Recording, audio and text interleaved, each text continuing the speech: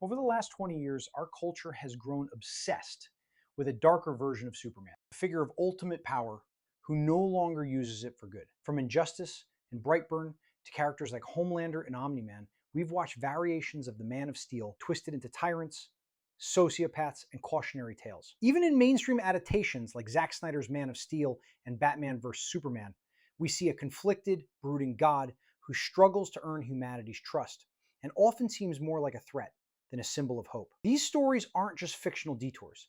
They reflect something deeper. We've stopped believing that absolute power can exist without absolute corruption. What's unsettling is how much the evil Superman archetype echoes real-world politics, especially the rise of authoritarian strongmen marketed as saviors. The right wing in America has spent the last decade pushing a narrative that strength means domination, that compassion is weakness, and that the only way to protect the country is to crush opposition, whether it's immigrants, protesters, or the press. That's not Superman. That's a perversion of him. Superman doesn't impose control, he models restraint. He doesn't scream about loyalty, he earns trust through action. Take Action Comics number 775, for example. What's so funny about Truth, Justice, and the American Way, where Superman faces off against the brutal fascist elite? The world cheers for the violent team, but Superman makes a point. Might doesn't make right, and principles aren't weakness. He wins, not just with force, but by showing the moral cost of brutality.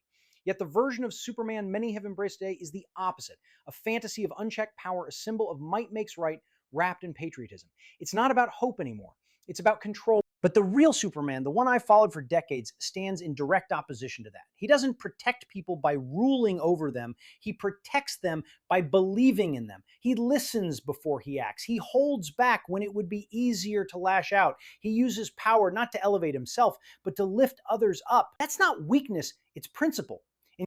In Kingdom Come number 4, when the world teeters on the edge of annihilation, Superman is pushed to his breaking point. But in the end, he chooses humanity over godhood. He chooses humility.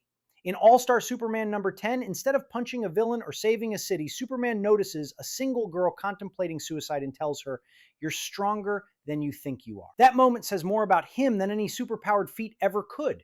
He represents an America that could be, not the one that treats power as entitlement and morality as optional. That's why he matters. That's why he's dangerous to those who want us to believe that only the ruthless survive. The cynical Superman didn't come from nowhere.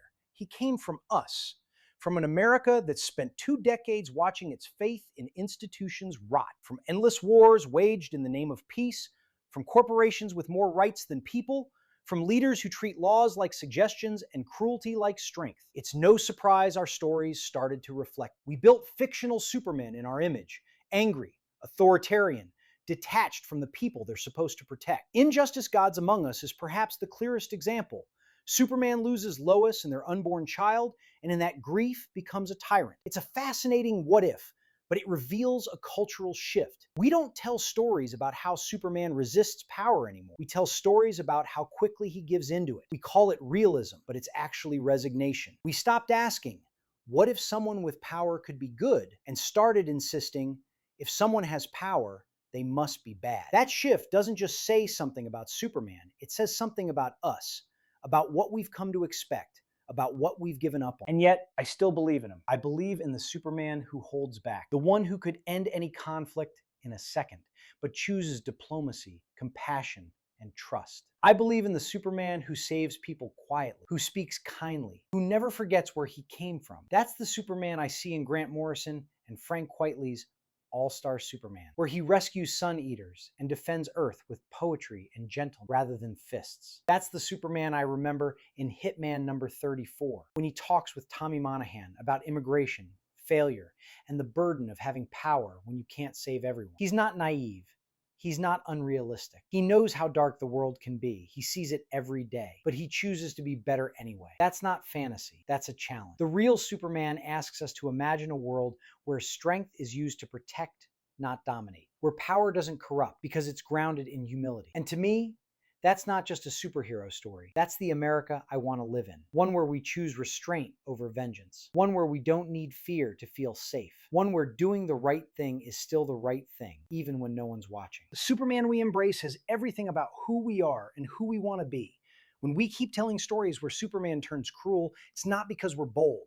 It's because we've stopped believing that goodness can survive power. But that's exactly why the real Superman matters more than ever. He's not a fantasy. He's a moral counterweight to a world spinning off its axis. He reminds us that strength isn't about who can hit hardest. It's about who can stand firm without striking. He's not here to rule us. He's here to show us we can be better.